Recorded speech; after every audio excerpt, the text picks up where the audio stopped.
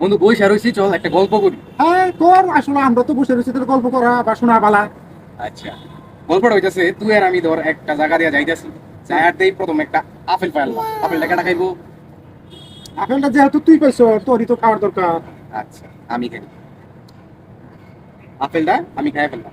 আবার একটু সামনে হাইটা যাইতেছি, হাইটা কিন্তু যাইতেছি। হ্যাঁ হাইটা যাওয়ার পরই পুটকি সিলাই করতেছে, এই যে মুচিয়ে বাজারে সাথী সিলাই করতে, এই মুচিয়ে আবার পুটকি সিলাই করতেছে। কার সিলাই করবো? যেহেতু তুই আপেল খাইছস তাহলে তো তোরই ফুটকি সেলাই করার কথা। আচ্ছা, মাইনে নিলাম, আমার পুটকি সিলাই করে দিছে। আবার একটু সামনে গেছি, বান্দরের খেলা হইতেছে।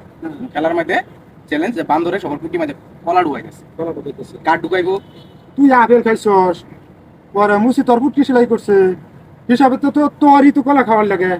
মানে আমার আমার আমার এনতে কলা তেল লাগে? হ্যাঁ আরে বেটা দিব কিনে, একটু আগে মুচিতে পুটকি সিলাই করে আনলাম, সেলাই করছো। এখন তো তোর দিব। আহা